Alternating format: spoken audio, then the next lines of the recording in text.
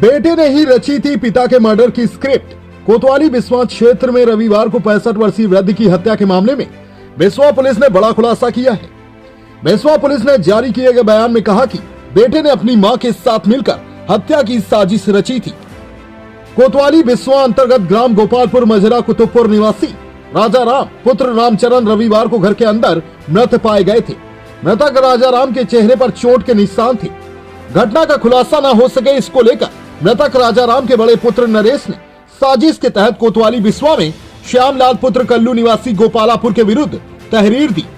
सूचना पाकर आनंद फानंद में मौके पर additional SP Rajiv Dikshit, crime branch team, प्रभारी निरीक्षक इंद्रजीत सहित भारी पुलिस बल मौके पर पहुंचकर जांच शुरू किया। उधर मृतक के शव को पोस्टमार्टम के लिए भेज दिया गया। प्रभारी निरीक्षक बिस्वा इंद्रजीत सिंह ने मृतक राजा राम के बड़े बेटे नरेश एवं पत्नी राजा रानी को हिरासत में लेकर गहन पूछताछ की, तो इन लोगों ने बताया कि मृतक राजा राम अपने छोटे बेटे राजेश के साथ मास्टर बाग में 3 वर्ष से अलग रहता था। मृतक राजा राम का पत्नी राजरानी से कोई भी संबंध नहीं था। इस बात को लेकर मृतक के बड़े पुत्र नरेश एवं पत्नी राजरानी ने आशंका जाहिर की कि मृतक राजा राम अपनी संपत्ति छोटे बेटे राजेश को दे सकता है। इसी को लेकर करीब 2 माह पूर्व मास्टर बाग में बेटे नरेश एवं पत्नी राजरानी ने हत्या की योजना बनाई। 22 जनवरी को दोनों अभियुक्त शौचालय निर्माण की धनराशि प्राप्त करने के बहाने मृतक राजा राम को ग्राम गोपालापुर के घर लेकर चले आए तथा रात को मृतक राजा राम की पत्नी राजरानी एवं बेटे नरेश ने लकड़ी की मुंगरी से प्रहार कर हत्या कर दी। घटना को अंजाम देकर दोनों अभियुक्त बड़े ही शातिर ढंग से अपने हाल पता मास्टर बाग लौट गए। 24 जनवरी को गोपालापुर आकर अपने पिता की हत्या हो जाने के संबंध में गांव के ही श्यामलाल के विरुद्ध कोतवाली बिस्वा में मुकदमा पंजीकृत कराया। पुलिस ने 24 घंटे के भीतर हत्या का खुलासा करते हुए मृतक राजा राम की पत्नी राजरानी व पुत्र नरेश को गिरफ्तार कर जेल भेज दिया है। प्रभारी निरीक्षक इंद्रजीत सिंह ने बताया कि दर्ज किए गए केस में श्यामलाल के ऊपर लगे आरोप गलत पाए गए। वहीं मृतक के छोटे पुत्र राजेश की तहरीर पर पत्नी राजरानी एवं बड़े बेटे नरेश के विरुद्ध केस दर्ज कर विधिक कार्रवाई की जा रही है। बिस्वा से शावेज खान की रिपोर्ट।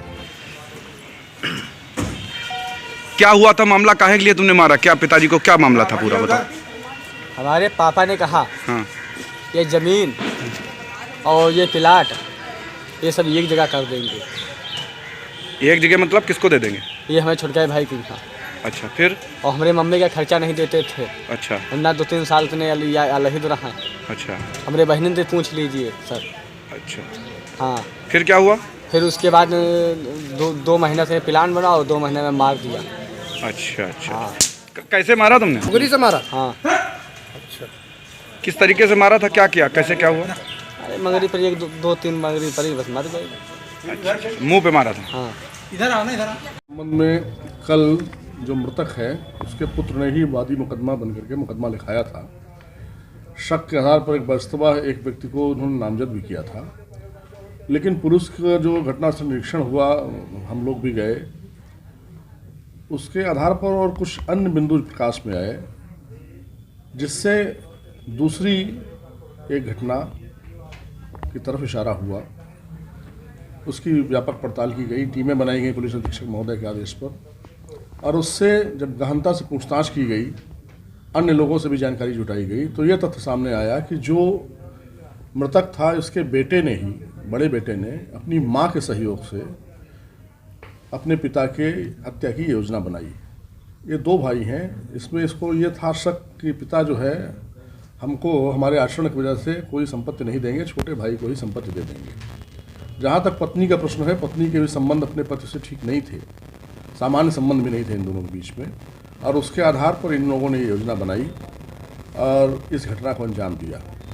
एक जो हत्या में प्रयुक्त जो लकड़ी की मुंगरी होती है, जैसे कपड़े वगैरह धुले जाते हैं, तो वह बरामद हुई है आला कत्ल के रूप में, और उसी से पूछ करके इन्होंने उसकी हत्या की। ये एक महत्वपूर्ण सफलता इसलिए थी कि प्रायः मुकदमे का वादी जो स्वयं उसका पुत्र हो, उसके ऊपर प्रथम दृष्टया शंका इस प्रकार नहीं की जा सकती है, लेकिन ये पुलिस की टीम की सफलता थी। विशेषतः CO बिस्वा और इंस्पेक्टर बिस्वा, उनकी टीम को श्रेय जाता है कि उन्होंने वास्तविक अनावरण किया, इसका पर्दाफाश किया, और एक ऐसा व्यक्ति जो कि झूठा फंसाया जा रहा था, वो पुलिस की तत्परता से, पुलिस की गहनतापूर्वक छानबीन किए जाने से एक निर्दोष फंसने से बचा और वास्तविक अनावरण हुआ, जिसके आधार पर मुकदमे का वादी जो स्वयं उसका पुत्र था वो और उसकी माँ, उनको गिरफ्तार करके चालान करके भेजा जा रहा है जेल।